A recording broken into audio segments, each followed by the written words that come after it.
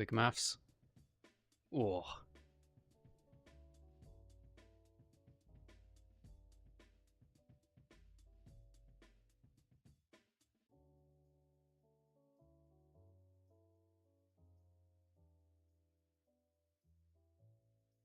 Quick maths. Oh.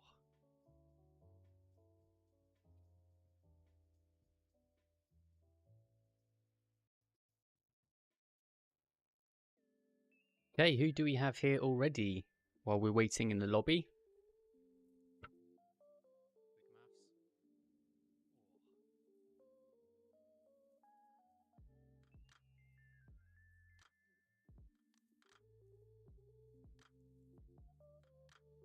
Okay.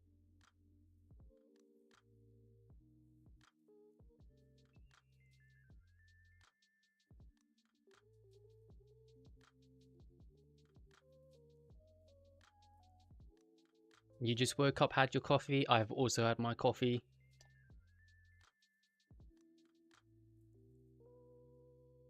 I might have to move or I'll explode. I'll let all the energy come through the pen.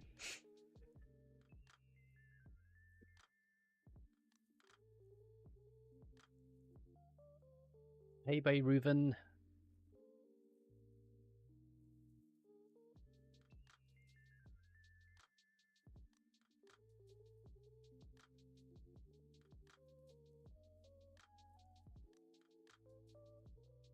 As I always say, how's the audio? Hopefully it's working this time.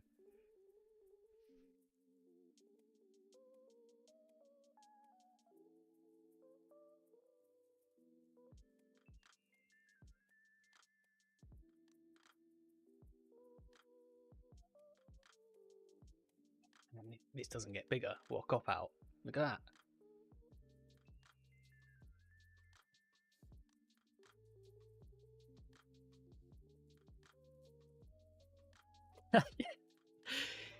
Yes, after about 2 or 3 attempts. Some kind of OBS channel mixing and output is kind of not very interesting.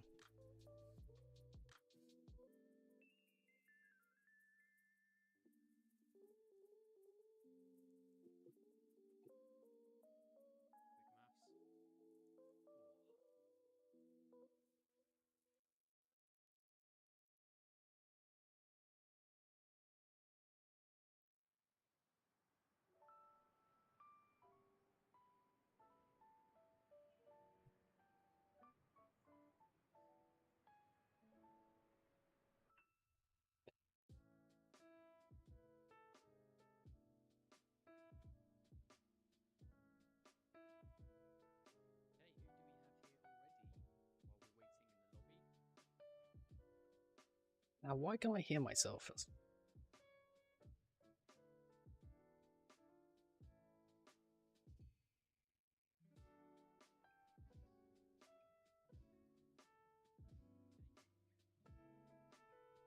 Oh, there we go. That's cheeky. Cheeky little window.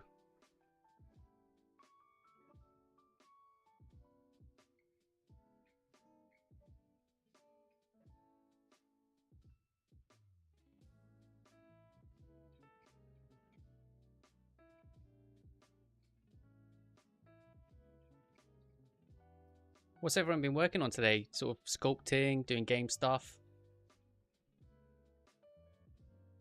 I know you just woke up and had your coffee. That's a good start.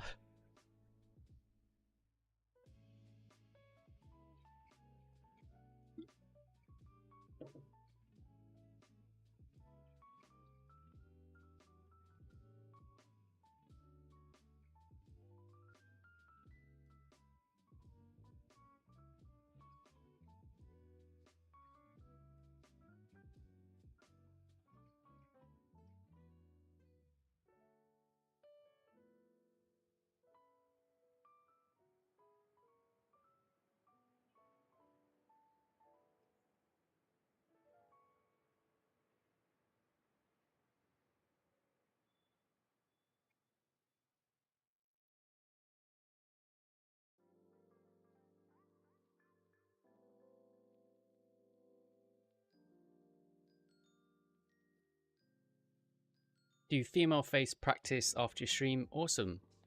Yeah, well, after the stream, we're going to do kind of like a Discord live. If you want to come onto that, just sort of like chill out and listen. That can be cool.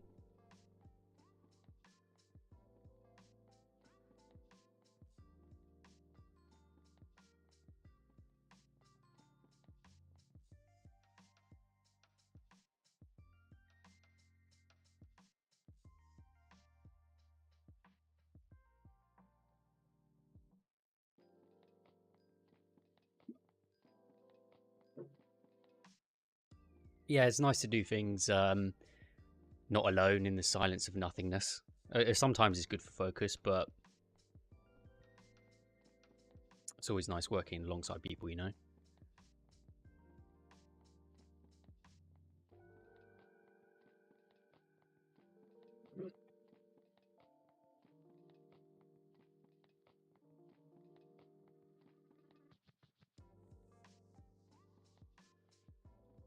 I'm doing a witch, and I think I'm being a perfectionist. Unfortunately, there's a little heart covering the chat there. Yeah, I think I saw that in the work in progress. Is that this one down here? Might be able to get on to that if there's enough time.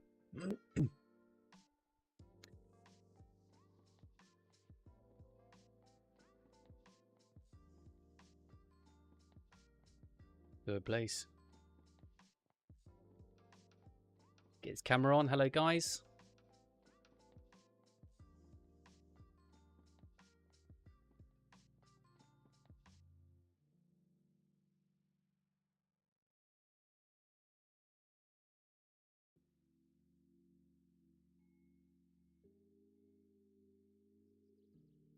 So what's the plan for today's stream? Well, you've perfectly timed it because I'm about to tell you. So today is a bit of an industry accelerator. So I'm going to be giving away free materials. So I'm going to be sending out the email discords and stuff. We're also going to go through a little bit of an eye demo. So how I like to approach sculpting the eye, which is really cool.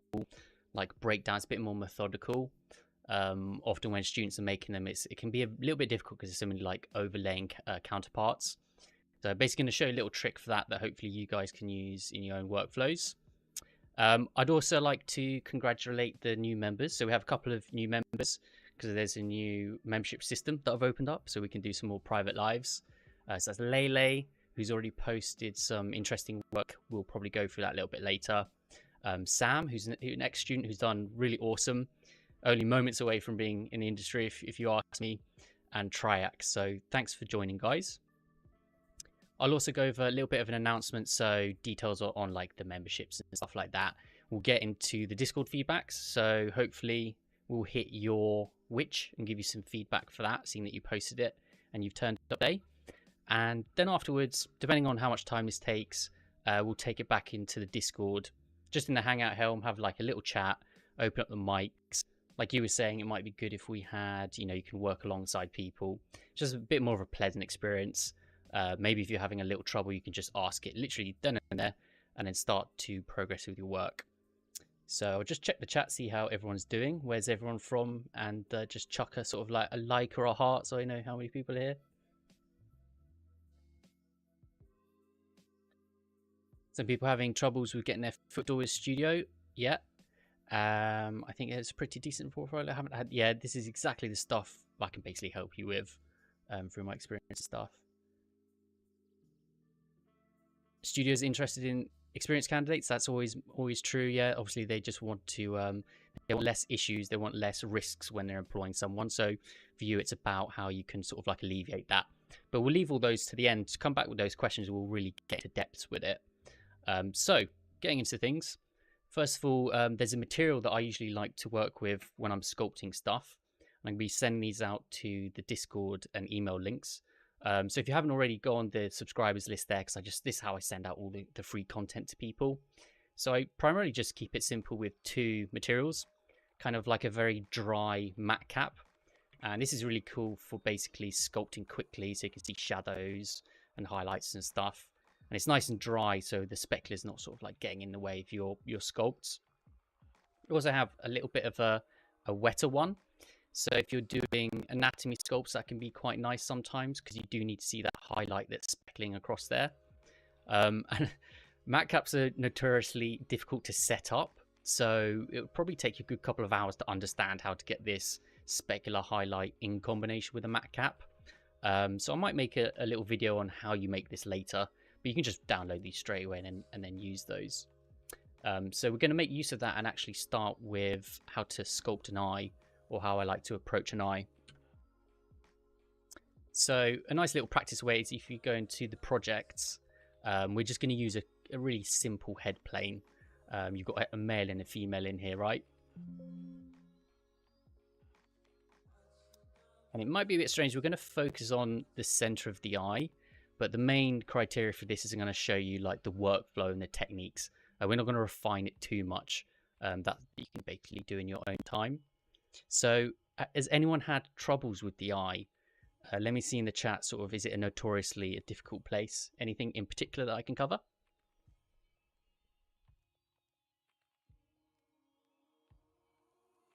Hello from India. Hello from Ukraine. Hello from Spain. Nice. Nice spread there.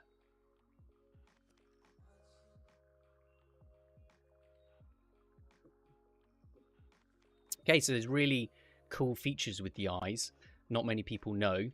So in fact, ZBrush added this feature under macros. So macros is just a series of processes that you can basically save. The way they showcase it, there's one called append eyes that comes as default.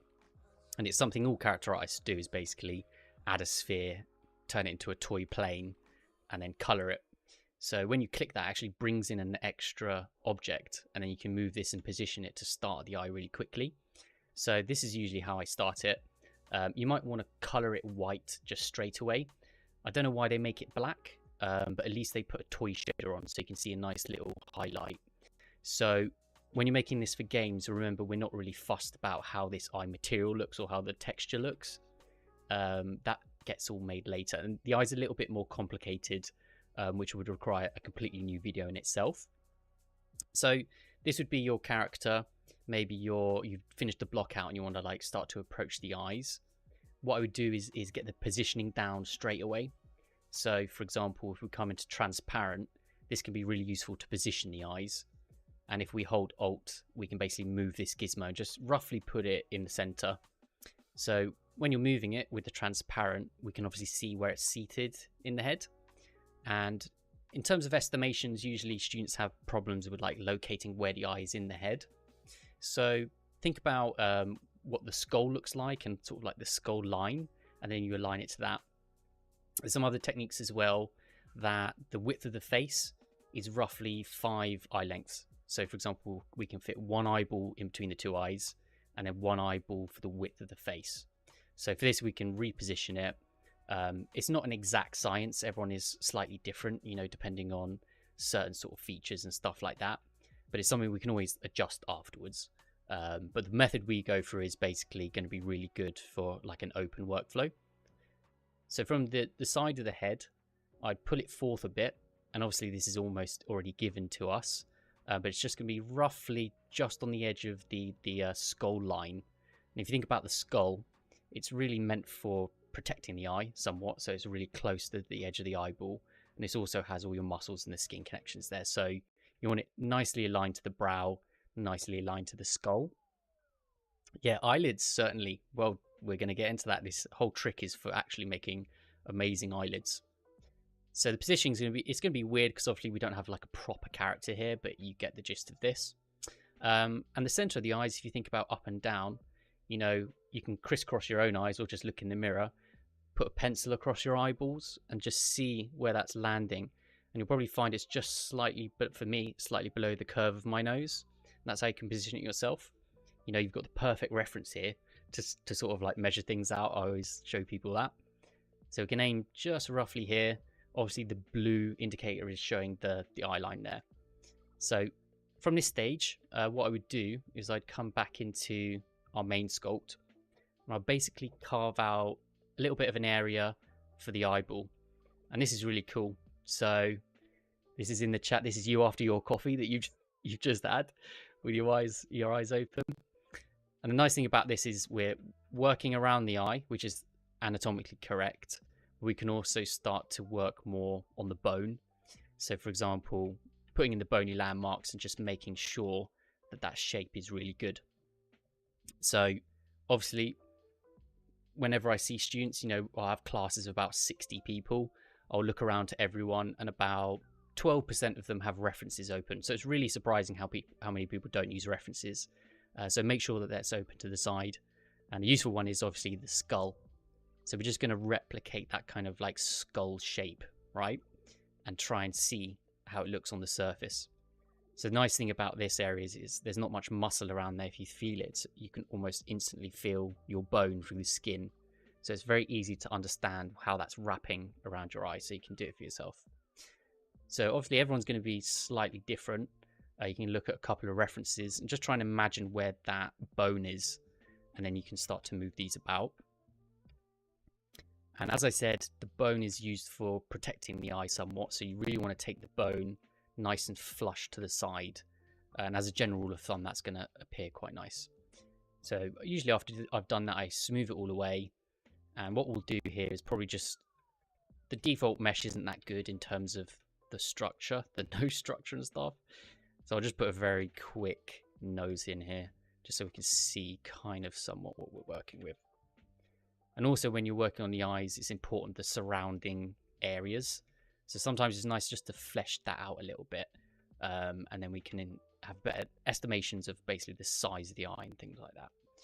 So this is a very, very rough estimation just so we can sculpt something.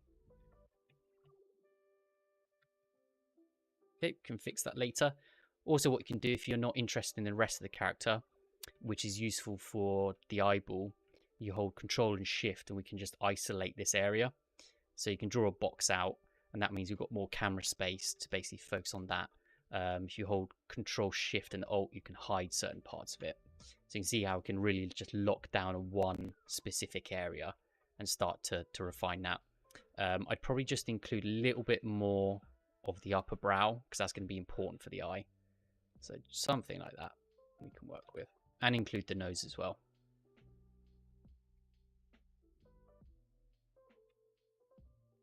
Okay, so if you want to, I don't usually do it, but you can just texture a very small iris and cornea. That's just used for positioning and scaling. Like, we won't use it in the end. So very quickly, you can use a paintbrush. There's actually a brush that isolates only the RGB. And then you select something like a black. And then we can make a very rough estimation. You know, this is going to look funny.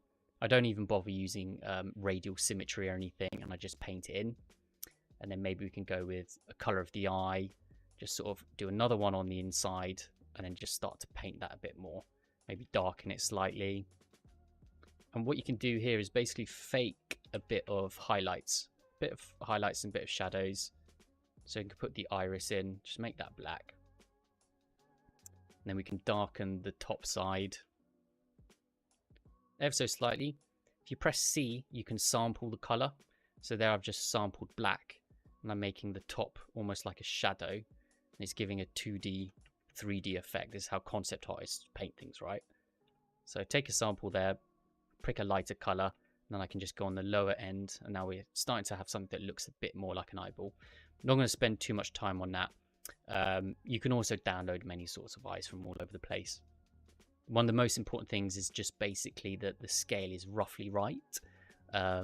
Usually what I like to do is I'm a bit more dynamic with it, so I don't mind moving the eyeball just to open this eye up and just like get some different scales, because it's going to get replaced later, so that's all fine. So basically after you've done that, you could potentially add a division to it, but we're going to keep it here because we're going to split this up in a unique way. And I'm also going to apply a color to this guy so he doesn't keep on changing. Maybe just activate the little paintbrush up there. How are you doing in the chat, guys? Liking it so far? Have you picked up any tips? Even though the main one hasn't come yet. How to rotate the right eye and left one, copy rotation. So when you've got the gizmo, when you've got the gizmo and your symmetry is activated, it's already rotating. And that kind of naturally leads on to another tip, that when we're working with the human eye, it's slightly rotated to the outside. That just happens to be a feature. So if you rotate it a couple of degrees, just adds a little bit of extra realism there. And also, you know, if you mess it up and you accidentally come out of symmetry, it doesn't really matter because, see, for example, here, we can always delete one side and paste it back. So that's a really common thing that happens. So one of the hardest bits with the eye are the eyelids, the fat that overflows it, and the integration with the skull and how that all works together. It gets even more complicated with games because obviously we need topology that can support that closing eye and stuff. So I'll probably teach you guys how to do that later in the retopology courses and things like that. So basically, to get a really nice eyelid, usually what I do is I duplicate the eyeballs. So that's basically our reference. And then after I've duplicated it, I'm going to mask and select the top, just like this. And I'm just going to make sure that symmetry is on. You see it didn't actually select that section, but we'll probably copy and paste it later. And then with that, if you come down to split and then split by mask points, well, that's basically done. If I go up and down on the keyboard, you can see that I'm scrolling through the subtools, which is really useful. Or if I also press N on the keyboard, I can see what I have selected here. So we've got an upper half and a lower half. And what I can do here is start to basically rotate this in a way which turns into an eyelid. So I'm going to turn off the texture so we don't have that eyeball on top of the eyelid, which wouldn't look very good. And then with the bottom half, I can come back to the move gizmo. I'm just going to rotate it slightly like this around the center axes. And what that's doing is creating our lower eyelid. And then the same with the top. So I can rotate that upwards. We're kind of generating a bit of a Pac-Man effect. So after that is a really cool part of the combination, is basically we can select the topmost one in the subtools. And then the reason we do that is so we can merge downwards. And so now those two subtools are becoming one subtool, but they're still floating bits of geometry. Okay, so that's an important concept to get used to when you're sculpting, working in games. So to give it its thickness, the thickness can be the thickness can be very irritating because obviously when you're sculpting with thickness, it can lose its thickness, or you smooth it, it starts to vanish. So what we're going to use is something called dynamic subdivisions. So under geometry, you've got dynamic subdiv, and this is a toggleable effect. So with dynamic selected, we can actually scroll this thickness slider up, and what you'll see is we're making a bit of an eyelid.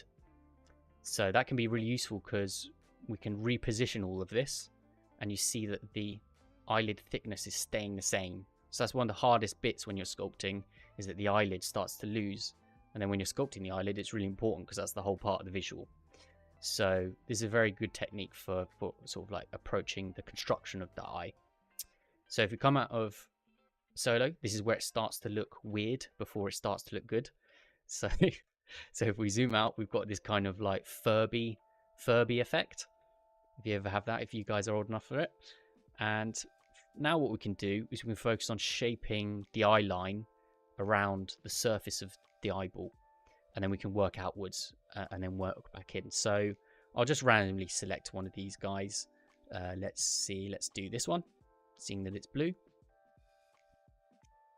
And there's no real art to this. It's basically you have your eyelid selected. Now when we use the move tool, it's going to move all of the object as one, so that can be useful for changing the stance. And if we turn to move topological, it's a different brush. The first one we touch, it's only going to move that one because they're floating objects. So in combination, we can actually change the eye line. So what I'll do for this is try and copy the shape. You know, maybe take it into Photoshop so you understand it a bit better. Got a straight inner line, and we've got sort of like a curve. The top of the line usually rests around the cornea or the iris. If it went any further, you wouldn't be able to see. So that's a good way to measure it. And we can also change the bottom one as well. So in moving the eye, what you'll find is the emotion changes a lot. So that's why it can be quite frustrating to create eyes, right? So just trying to replicate this as a first iteration. Then don't be scared to move other parts of the eye out just so you can see it.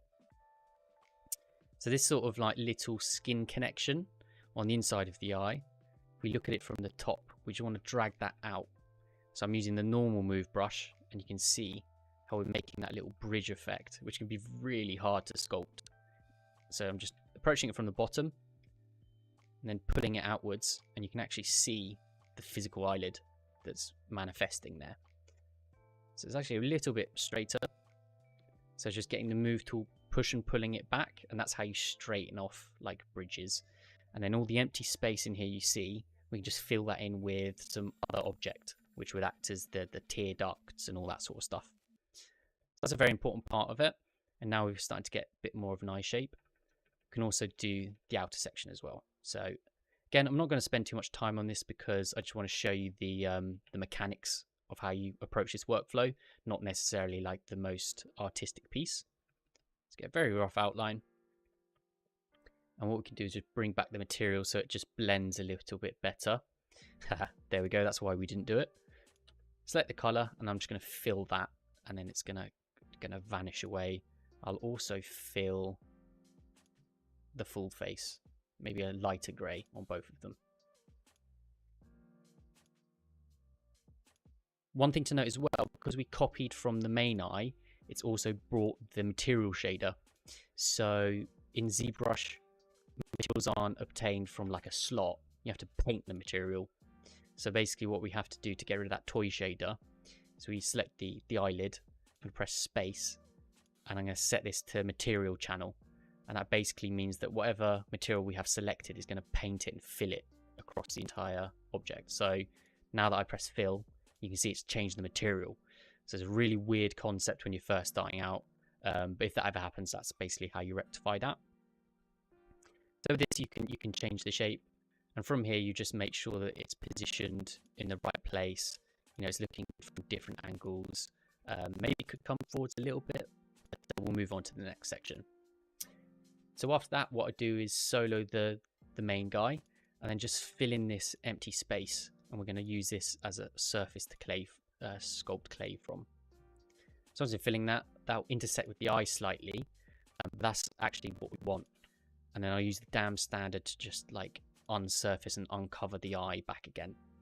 So you can see in pushing and pulling different parts of the mesh, we're starting to have a really nice transfer from the eyelid and the main head, because they're kind of two separate forms and you'll want to separate them at different times. So the nice thing about this is if we use a very big move brush, we can move the entire socket and all the skin components without affecting the eyelid, because the eyelid's going to have to maintain connection to the eyeball. So that's the whole point of it. So we can tuck things in here, sort of make it a little bit tighter, or try and match the surface.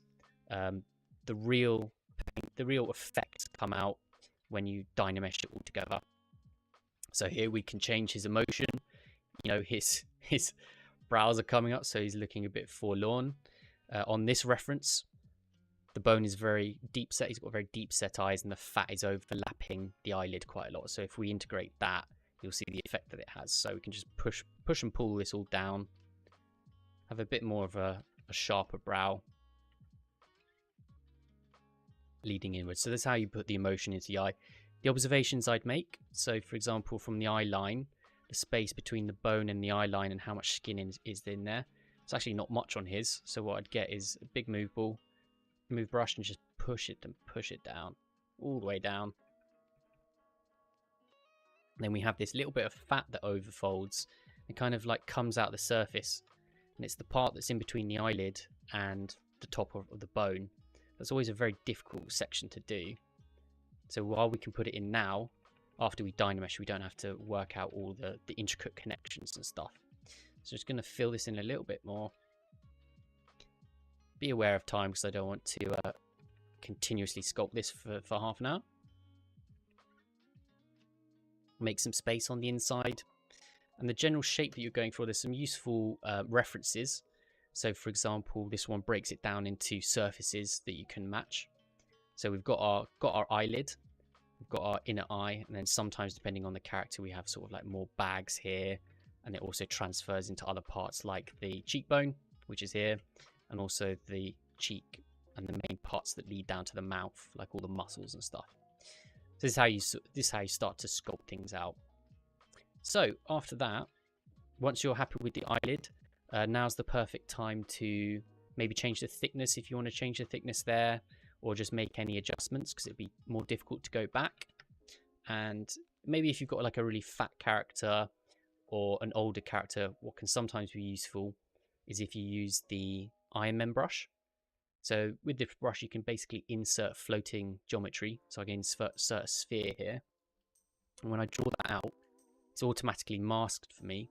So I can basically move this around and create any sort of shape that I see here. So, for example, the fat that I was talking that overlaps in between the eyelid and the bone, we can sort of pre-make that here.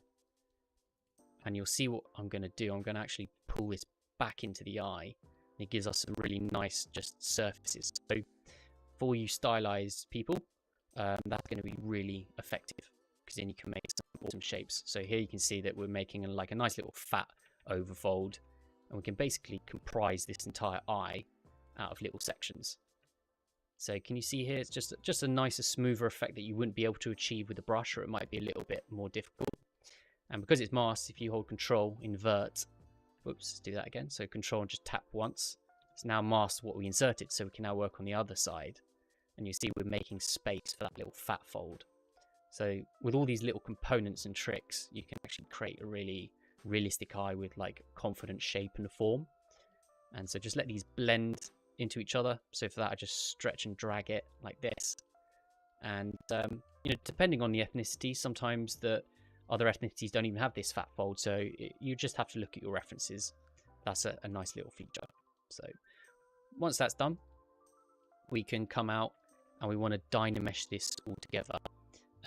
Before I do that, I just want to give some space for that eye insert there. And I might just bring this out slightly so it's closer to the nose. The main thing you want is just to make sure that these are all connected, because when you dynamesh it, you don't want any what are called rat's nests, which are little holes in the mesh, kind of hard to undo. Cool, so how's it going, guys? You liking the tip so far? Send a heart or something so I can see. I can't see too many messages.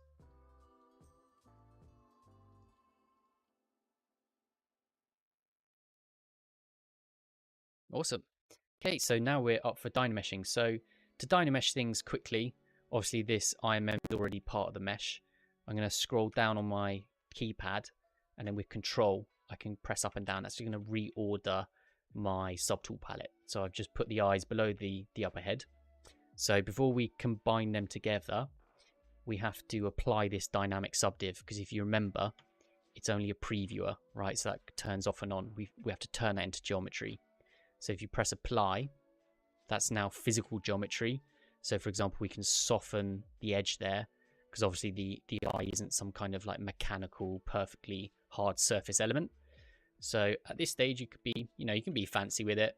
Maybe we can put tear lines in it with a standard brush. Just hold Alt and go on the inside. That's how you how water stops going or escaping your eyes, because the kind of like the water tension on what is called the water line. So very interesting things there. Or you could fatten up the eyelid. Maybe there's an older character. Just get a couple of like standard brush and then just sculpt on the top. So you can see how this effect works, because it's all nice and split into components. We don't have the jumbled mess of clay that we have to sort of like hide parts, and it'd just be chaos. So there we can go like that. Again, not going to spend too much time on it. And then once that's done, now we can safely combine it. So come down to merge and then merge downwards. And everything's merged together, but we now have to dynamesh it or weld it so the surface is coherent, right? So if you come to geometry, dynamesh, everyone's favorite, put the resolution up because we obviously want to keep the structure. So every time I dynamesh, I just double check my active points and my resolution. So for students, sometimes they might accidentally do like 4 million or something like that. The problem with that is it makes your smooths really weak, and it causes problems down the line if not for your frame rate of your ZBrush. So for this is, I want it as small as possible where I can just about see the form that I put in. So this is good. You can see it's pixelated, so it's going to be easy to sculpt on, but it's maintained its form. So from here, you can basically just soften out any parts or use clay to fill in any lines that are a bit too harsh for you. So let's try about 5 minutes or 3 minutes on matching this guy.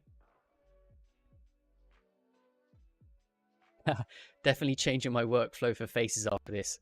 Oh man, well, little do you know, if you stick around, I've got some mouth ones that will blow your mind.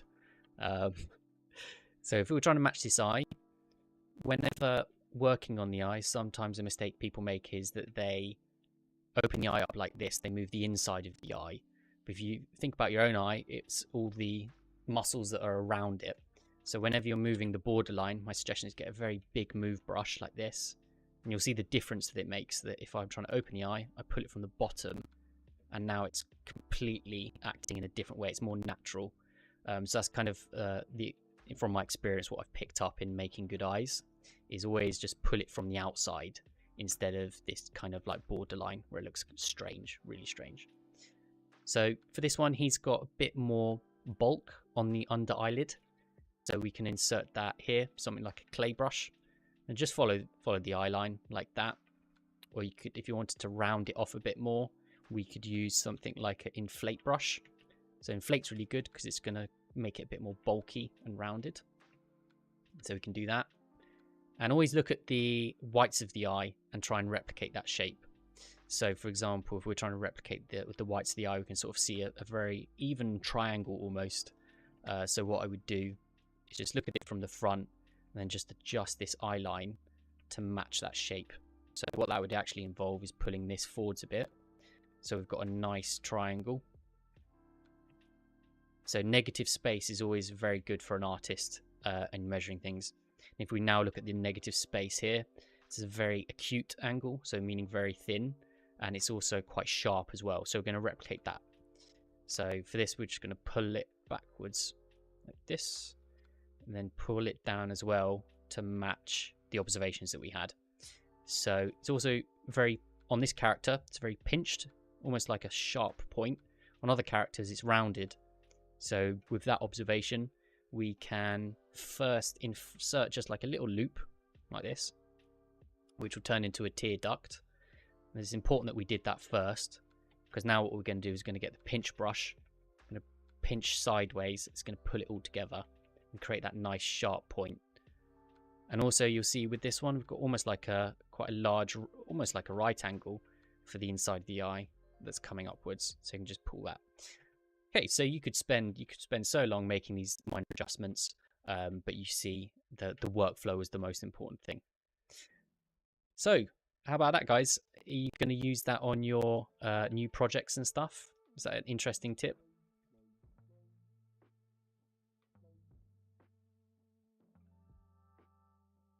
Remember, a lot of the eyes, of course, is just the surrounding area that gives the emotion. So, for example, this might look a bit weird because obviously there's no mouth and there's no sculpting of the nose that we've done. But if you isolate it alone, it looks similar to an eye. So, for example, the brow is going to be very important. You can make him angry by sort of building up that area and pinching and opening different bits.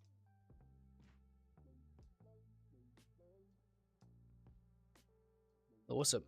Glad to hear it. Okay, so next we are going to go over the announcements. So for those that didn't know, I've just opened up a new membership.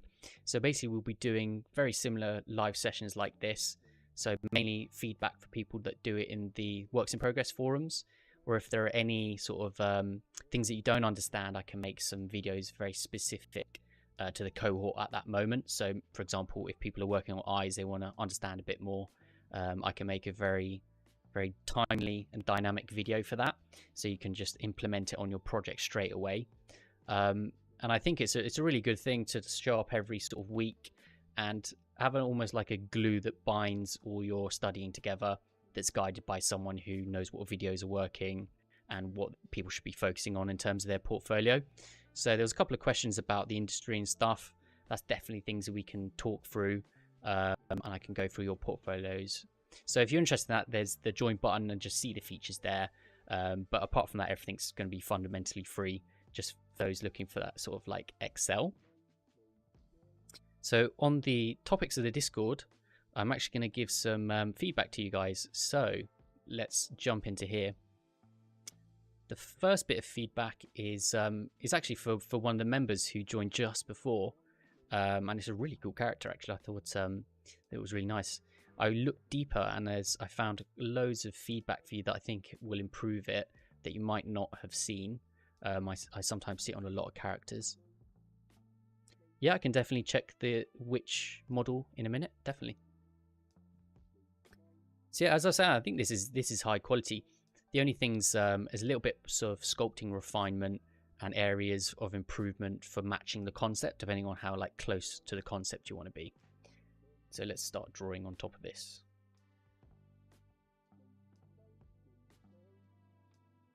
So are you in the chat for the person that's giving feedback? Maybe they want to watch it a little later.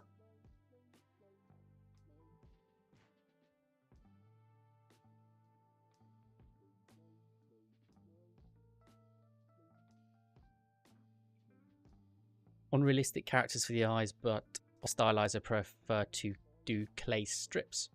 What do you mean clay strips? Oh, what, like sculpt a shape and then insert it onto the character?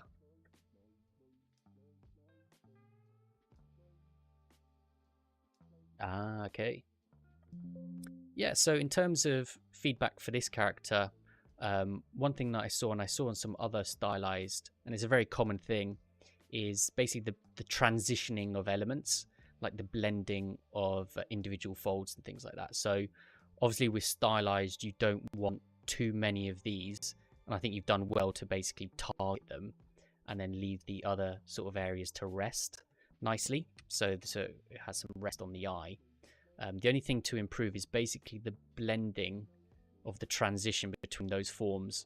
So you might just want to put a couple of extra lines here and there and then soften it out so it just blends a bit nice. Because right now, it basically looks very inserted, almost like it was an alpha that was just dragged on top.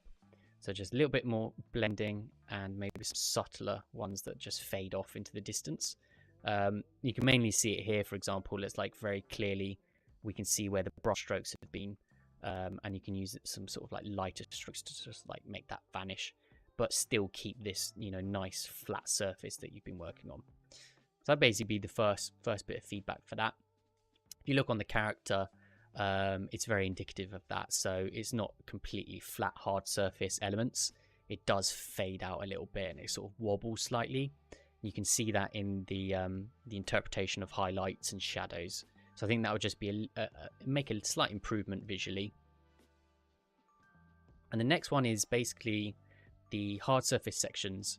So for example, on yours, you've done it quite tight. So the tight highlight, which is fine, but the only difference is from a distance, sometimes it doesn't read so well. So that's very common in games.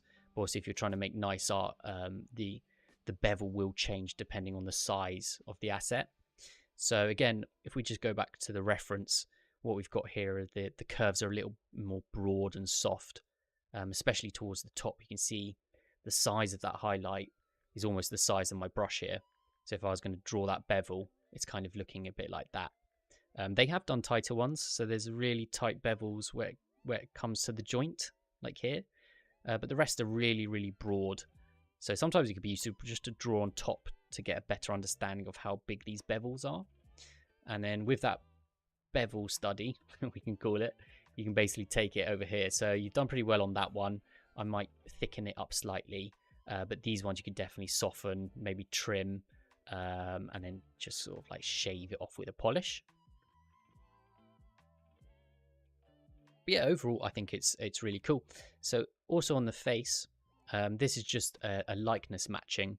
So I like all the hard surface of the stylization, and I think the eyes are coming out nice from like the transition of elements. Now you could match it a little bit better.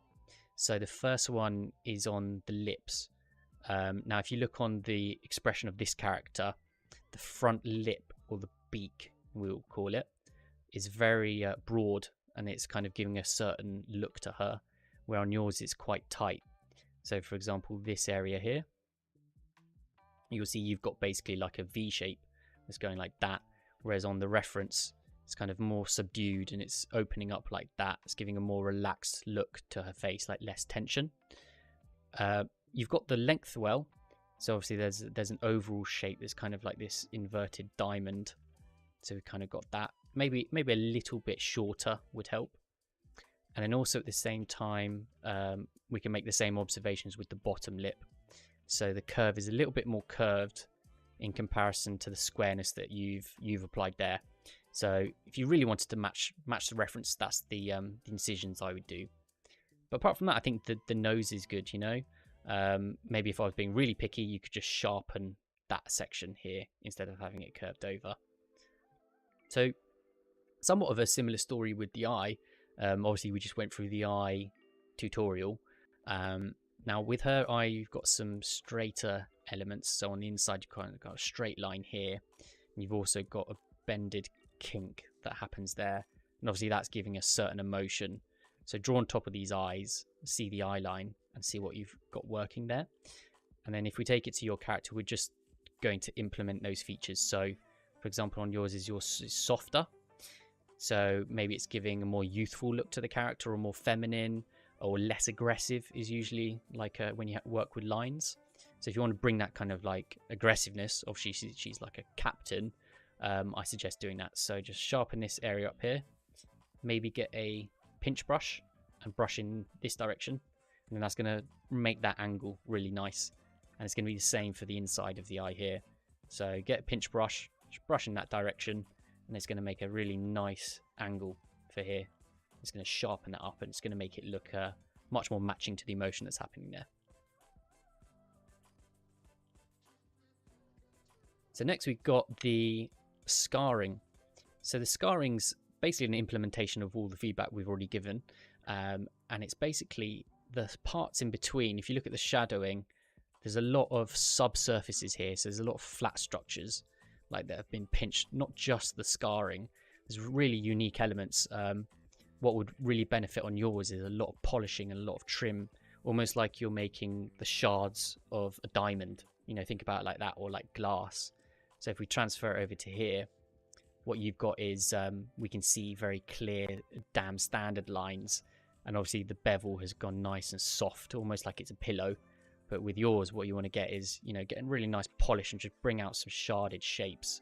It's going to really add to the effect. So spend a little time on there and make it more kind of angled.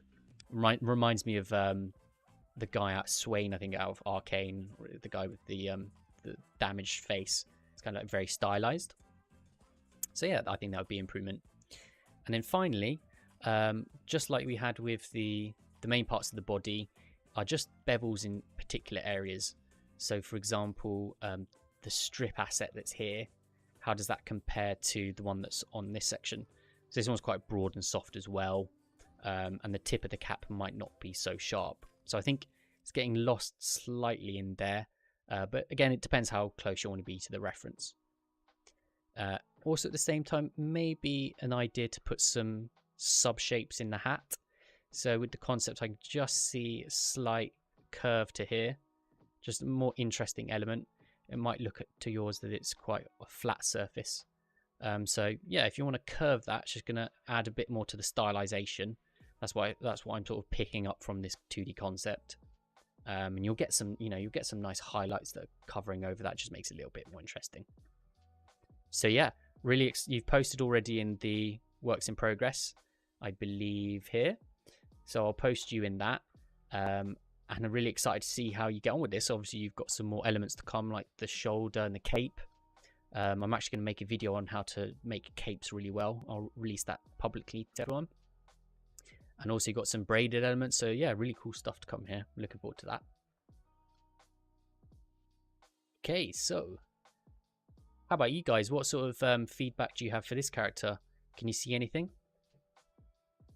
While you think about that, there was actually one more section, and it was to do with the boot.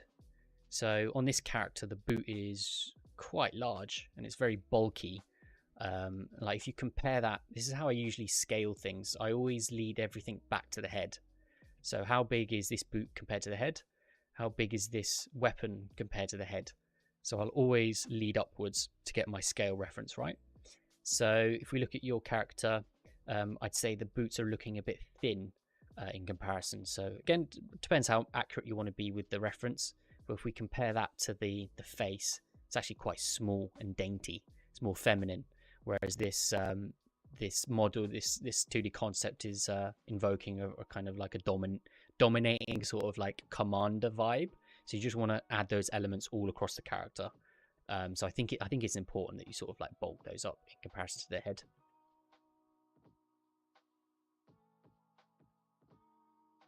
Yeah, we've got some feedback from someone saying that the leg looks thicker in the concept. Could be that as well. So yeah, again, sort of once you thicken up that shoe, it could look the ankles look a bit thin, and then you have to thicken up the ankle, and then you thicken up the leg. So you can see how the proportions are really interesting. So with the ankle, obviously it's actually quite wide in comparison, like this, whereas on yours it's very, very small, almost like it was snap. So I'd just increase the size of that, and like it was said here, it might thicken up the leg, just make it a bit more accurate. So really cool.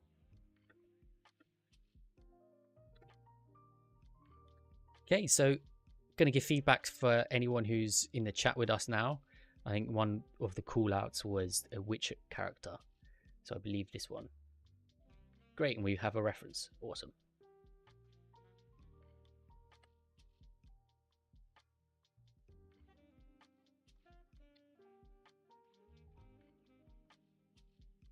So sometimes the copy paste doesn't work, so what I'll do is I'll snip it.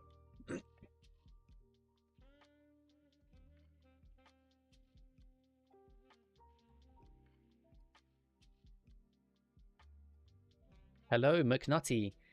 You've joined after all the exciting stuff's happened. We're going to feedback now, but there's obviously you can rewind in the replays and stuff. We made an eye, gave some feedback.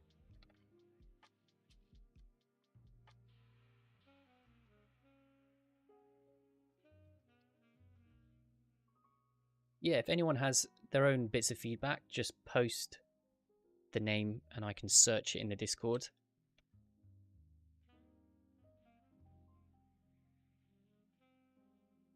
And then for last, do one or two of those, and then we can open up to like a questions and answer. Oh, it's not that one. Okay, there's multiple witches. I've been duped. Where's the witch? Oh, we got Peter. Yes.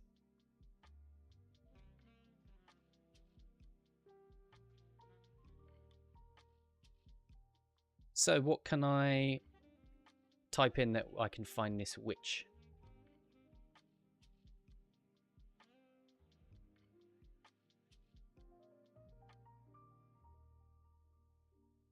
A witcher. Let's try that. And what would your username be? So is it links?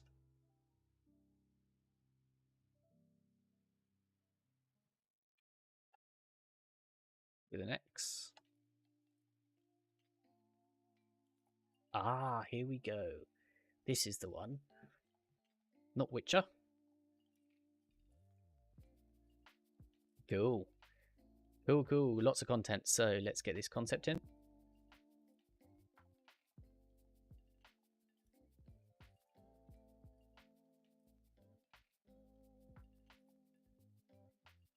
Some backstory as well. Have you? So is this a concept that you've done for yourself?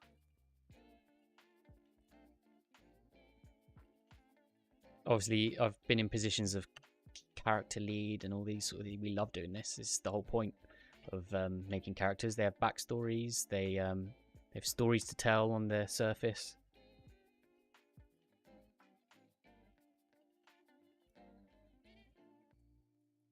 So this one's quite interesting because there is a kind of like an anime style depiction and a realistic render.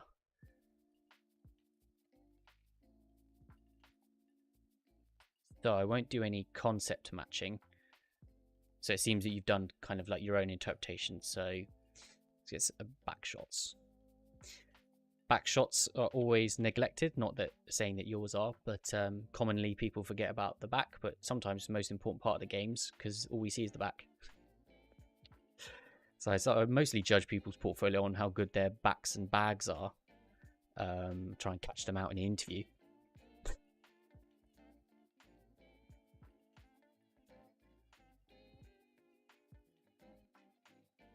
Yeah, one more. Actually, what we'll do is we'll preview your video, seeing that you've posted one. Probably some nice shaded effects. And you've got it in Unreal Engine. Awesome. Yeah, nice hair. I think for the hair, what I would do is probably just break it up a bit in terms of the sheets. So you've rendered out all your hair fibers. Maybe just re-render it again so they clump together a bit more. So the less smooth the hair is, you have to use slightly more cards, but it gives a more randomized effect and it gives a more realistic effect at the same time. So it will improve the hairline, it will do all sorts of things, and potentially thicken up the hair, because commonly what happens is it starts to fade out into the pixels when it comes to anti-aliasing and dithering. So for example, if we play this, you can see that there's sort of like a little bit of a fuzzy hair effect that's going on. So yeah, that separation will basically hide the cards, so we won't be able to see the surface. And then you can do things like enhance the normal map. But yeah, this would be an interesting one. I'd follow, give you tips for that. So in terms of the final piece, I think it's looking realistic. Maybe one thing that's missing is the freshness and the wetness of certain elements. So for example, like the leather, like the cold leather, it's not shining as much and reflecting back to me as much as I would think. So it could be that you need to just improve the lighting scenario. So sometimes that's a thing. So say for example, what I see here in the lighting and the rendering is it's a very full lighting setup. So there's not much harsh shadows here. So maybe from your main light, you can have all the light that's coming across here, and just adding some more interesting elements, because it's very flatly lit. And once you've done that, I think that the specular highlights are going to come out a little bit more. And then that should be, this is sort of like an open day scene or a midday scene that's kind of like illuminating the whole character. So I think that would make improvements. So apart from that, I'd say it's similar to the hair, just like splitting up these sections, especially for something like a boot. Obviously it's going to get muddy, it's going to get wet, they're all going to clump together. So there's some interesting elements you can play with there. Maybe just some generic grime and dirt that's leading up the character. So, you know, if they're Witcher, they've been going through the trees and stuff, there'll be some tears, there'll be some like nice green marks from the greenery, there'll be some browns and reds from the ground and the clay and those sorts of things. So a light clay is going to be like clay color, almost like a yellow. It's going to be really nice, and it's going to break up the brown tones that you've got all over the character. So right now there's a lot of homogeneous tone, so that would be the only suggestion I'd have for sort of like overall texturing. So the only thing I'm going to do as well, unless anyone else has some more concepts, I'll continue with this one, is I'll just look at your blackness and whiteness values. So an interesting thing to do for that is come into your black and white. You can do this in any software. And we're going to look at the tonal range. And it's kind of what I felt. I'm used to seeing this around nowadays. So obviously we've got a good draw to the face. It's nice and light, but I'm going to avoid that. I'm mainly focused on the gear. So just increasing the contrast across the entire textures for the gear and equipment. So the way I usually like to do it is I'll chuck on like a curves or a levels. Levels are going to display quite brutally sort of what's missing in there. So for example, if we get levels, just going to find the main character there, just insert it above that. If I hold Alt, I can just affect this. So you see the range that we're using, we're only using about 50% of the range. So if I drag this down, you can see all the missed opportunities to enhance that character. So, you know, come in here and just really push the lightness and the darkness See how dark these blacks are. We can even crunch that a little bit more, and it's just going to make it pop, and it's going to be really, really nice. So if we take away the black and white, it might look a bit weird at first, but you can see the kind of like the brutal contrast in there. And then if we take away the levels, you kind of see the flatness and the difference. So your lighting scenario is going to increase that contrast, but it's also desires a bit of contrast from the texture itself. So those two in combination is going to really enhance this effect. So you can see how much like juicier it looks, right? So I'd go around and do that. I posted my latest character in the feedback channel. The main thing I'm wondering is how to approach texturing, just like this Witcher woman. Concept is anime, but can we do it realistic? In my case, I try to aim for a stylized hand-painted look, similar to the concept, but obviously it's not one-to-one. Is it okay? Do we have to do the exact same brushstrokes like in the concept? So, I mean, you don't have to do anything. You've got your own 3D interpretation. What's the name of the piece so I can look at it on Discord? So the whole the anime to 3D workflow is extremely common. So in this class of about 60 people, maybe 40% come from an anime inspired character, and then they want to kind of create that in 3D, which makes it really hard for assessments because that manga and anime doesn't translate that well into 3D, and when it does, it's usually a low skill process. So if you want to make that realistic, you're going to have to find a similar model that kind of has the vibe of that anime character or the manga character. So obviously here with The Witcher, we've got a good example of that. Found a human or metahuman or whatever and tried to match that very closely. So that'd be my suggestion for like picking anime and stuff. In terms of your aim for stylized hand painted, that can get very interesting because you're obviously mixing up loads of different elements. I just posted my whip in the whip forum. It's the Cholo.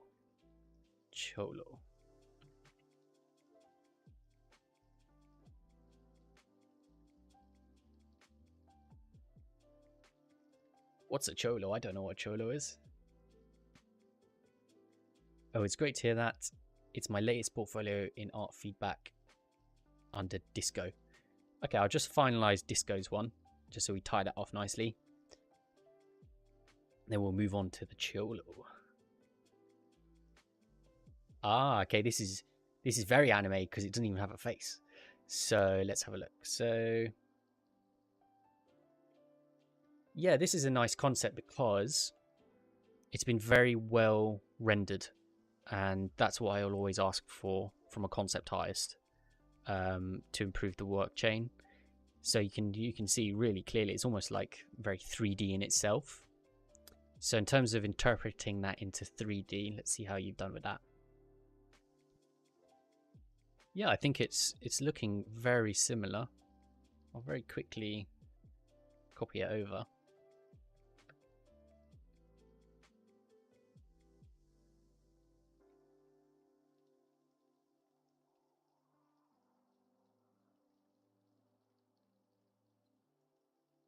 Yeah, it can be a very brutal endeavor trying to really match a 2D concept.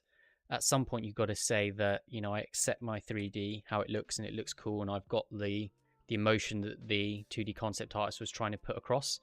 For my own preference, I really like trying to get as close to the concept as possible because it's just fun. So, for example, with this one, just some minor adjustments in the proportioning. So what makes it really hard is that you don't have a head to scale. So what you can do is maybe use the hat as a reference. But from looking at this straight away, feels like the concept is a bit more leggy, a bit more lean and long and taller. Whereas yours is shorter, almost like it was a kid's version or like a younger version. So to adjust that, what you would be doing is increasing the length of the legs in proportion to the rest of the body. So on the 2D concept, we can see he's not identically 50-50. His legs are a large contribution there. So I'd be lengthening him out like that and also reducing the width of the shoulder. He's slightly turned, but that won't affect the width that much. So those have been my shifts. And any examples of tightening up the silhouette? So the concept artist has been really nice and sharp on the forms. So there's a sharp silhouette there and a sharp silhouette on the internals for like the sculpting. So for example, really nice curves, and that's like a feature across the style. So with stylized characters, these are the observations that you need to make, is like, what are the bevels looking like? What are the shadows and highlights, and what sort of silhouettes are they using? So let's have a look at the bag. So the bag you've actually done pretty well. That's kind of matching to the style. The only areas are the primary silhouettes, like on the corners of the elbows and the shoulders and stuff like that. Now, what you also have is you're using painted highlights to accentuate something that isn't actually physically there. So, for example, if we look on here, if we were going to touch that, it's obviously very sharp and like hard. That's what it feels like. You want to put that into your sculpt. So don't let the paint do all the work. Let the sculpt do all the work. So I'd really like to actually see a grey version of this, and then we can take it from there, like without the textures. And then you would then go back over and accentuate it. But it's up to you. You could be trying to change the style and make it more like hand painted. But that'll be up to you, basically. Yeah, overall charming character. So getting on to Cholo. And this will be the last one for us. So then we can do questions and answers, and then we'll go into Discord and we can hang out.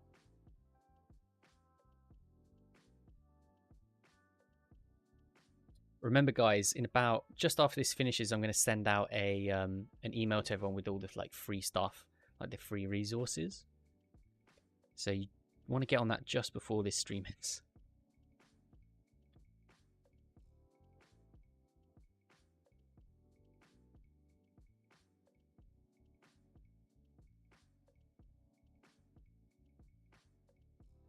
Okay, I guess this is your primary. Okay, that's a vibe. It's kind of got me a GTA vibe. The latest GTA, which I happen to do a reaction video for.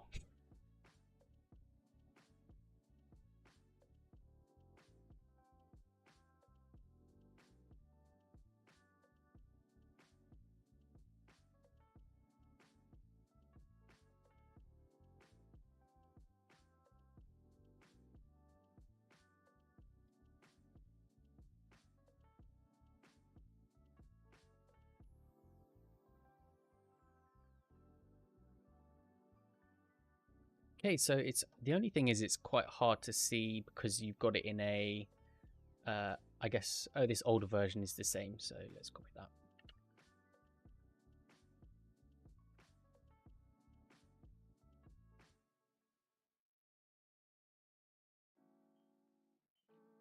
So yeah, I was wondering, did you render these out in like Marvelous Design and then sort of import that over?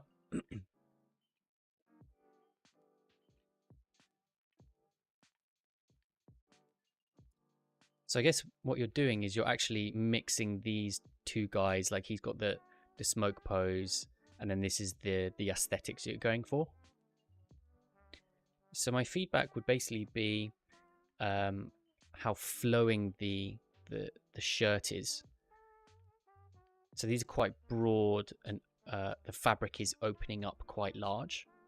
So if you imagine this is kind of like opening and airing out, because all the tension is obviously coming from the center button, which I guess gives the style and the effect. And it's the same with the sort of like arms and stuff.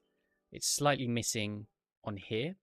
So on your reference, the primary forms are quite flat, like down like this. And then on top, you've got sort of more high frequency minor folds.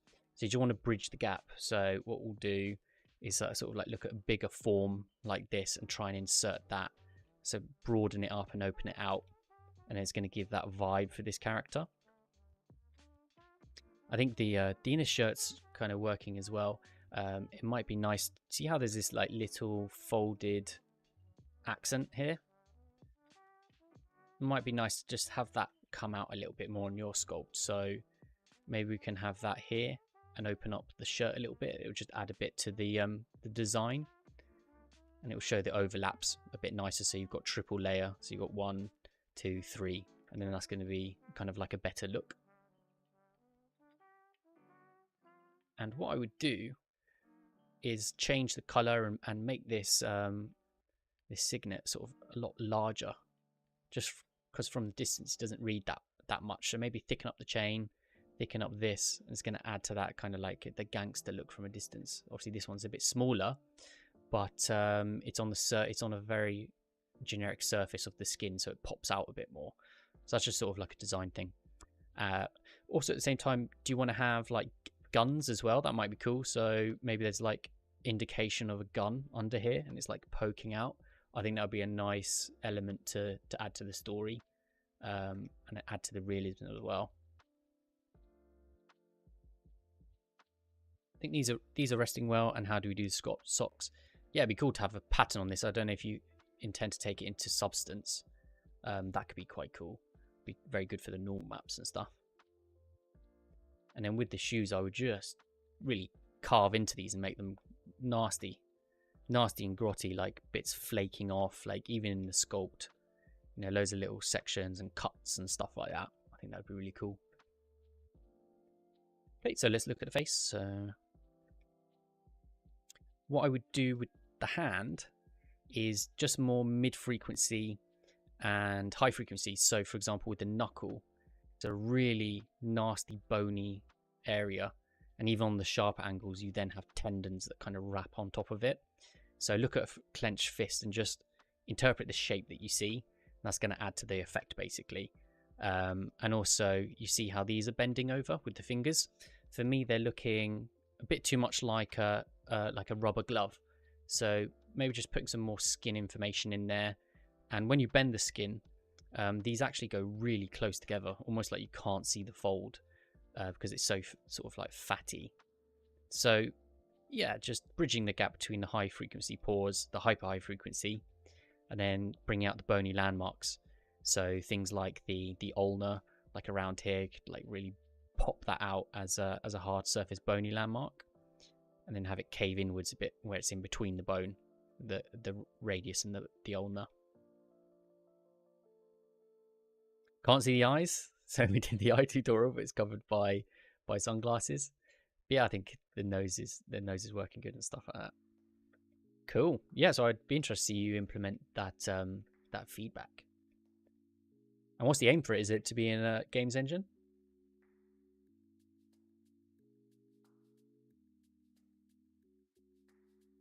Yeah, so the fabric's done in MD. Yeah, so Marvelous Designer is a blessing and a curse at the same time, because when you simulate something, you obviously just get what you're given. And so often with Marvelous Designer, that's a very straight and gravity heavy garment. So usually I only use Marvelous Designer really as the base, and then I'll do a lot of sculpting on it just to get that element that can't be simulated inside of Marvelous Designer. I think that's sort of what's happening here, is to bridge that gap, and that's basically going to add to it, I think. Okay guys, so before we head off into the Discord, we can do a very quick questions and answers. Just anything that you have in terms of like industry, or you don't know how to make a certain asset.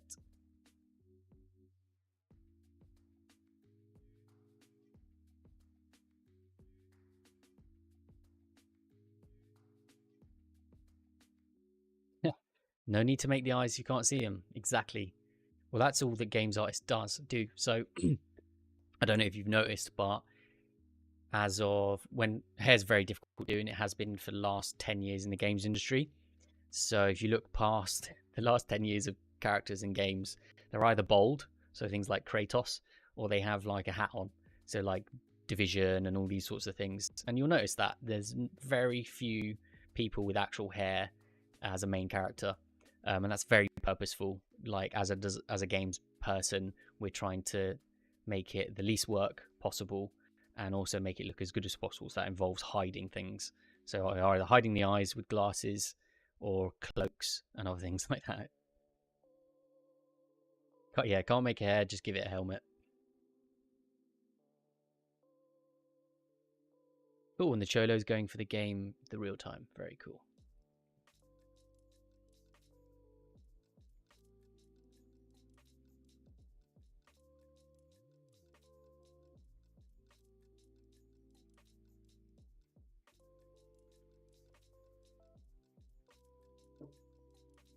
So first question, is it better to do everything in ZBrush for clothes, or we have to use Marvelous Designers to get a better look? So basically depends on the outcome. So for example, it depends on the outcome, like how realistic you want it to look. Say for example, if you just got a basic t-shirt, there's not really too much point in doing it in Marvelous Designer. You might be in a studio where we need something fast, or maybe it's like a background character. There's no point using Marvelous Designer.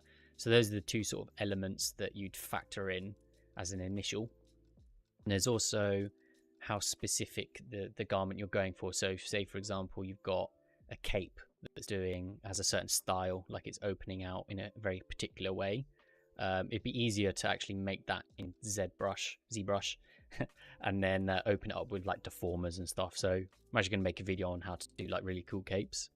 So basically, Marvelous Designer is like, usually I'd mostly use it for dresses or things that have straps. So, you know, if it's got belts around cloth, that's a really good opportunity for simulation to happen. So I'd use it then. But if it's a standard games character, sometimes we don't want that simulation because it interferes with the animation and the topology. So we sometimes just want the most basic sculpt. The only way you can do that is by being an artist and understanding retopology and then inserting that for yourself. In the future, I'll also do workflows showing you how to like first make something in ZBrush and then convert it into a Marvelous Designer simulation to like improve it.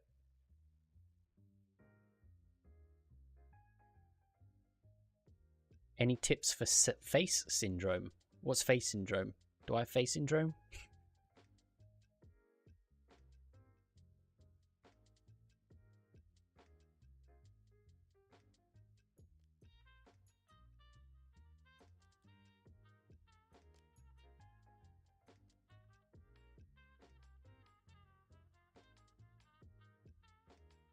I'm assuming face syndrome is when you've been looking at a face too long and then you get face syndrome.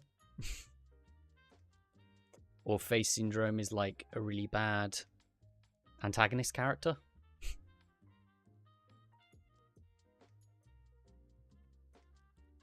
Yeah, with face syndrome, I mean, I would just step away from it, do something else. There's the only way to sort of like clean your mind of the face. Or maybe take a different character and start to like do a very quick sculpt of it. I think in the previous live I also suggested that you copy the character and then just blur it, so you work on the main forms and then it sort of like breaks that link that you have to it. That's that sort of syndrome. Oh, the face syndrome of doing every character. Yeah, I call this the ghost. Every artist has a ghost, like a character ghost, and it's usually like, you know, if it's a female or it's a male, it's usually like their parents, or it's an interpretation of themselves when they see themselves in the mirror. So I see a lot of face syndrome on portfolios. Now you can break it by just picking varied likeness, not doing the likeness, but just trying to copy some features that you've never done before, and continuously do the different thing. Mainly the face syndrome comes from laziness. So unfortunately on portfolios we now start to see a lot of metahuman, we see a lot of base meshes, and we can smell it from a mile off, and I can see it.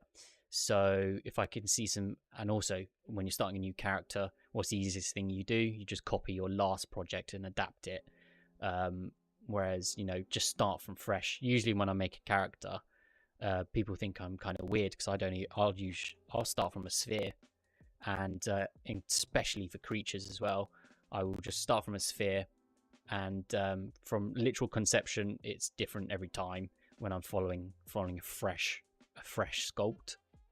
So that'll be my feedback basically. Yeah, making a face over and over again. Cool, guys. So we're going to transfer over into the Discords. We can have a chat there. If you haven't already, definitely go onto the email list. I'm going to send out that material that I was going to promise you guys. And also, if you're interested, just like an acceleration in what you're already doing on the channel, sort of more private live sessions like this and a little bit more intimate into your actual projects, maybe you can send me some files and we can work through that. Check out the join, and we're going to release loads of videos. So it's a really good opportunity compared to, if you imagine, for the people at university, take your university degree, divide that by how many months you are, divided by the curriculum, and you suddenly realize how much each one of those sessions is. Then suddenly these online things become very, very attractive. So thanks for watching, and I'll catch you on the Discords. Bye, guys. Thanks for coming.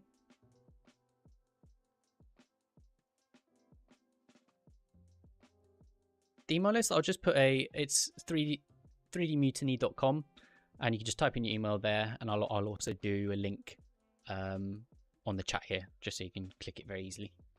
But yeah, on that is really cool. I'll send you a big set of PDFs about retopology, which is like a really important part of the workflow process that's neglected quite a lot, and would get you a job quite quickly in the games industry. So there's three PDFs on that, which are like common problems and fundamentals. Cool. So enjoy the rest of your day. Thanks for coming. Bye bye.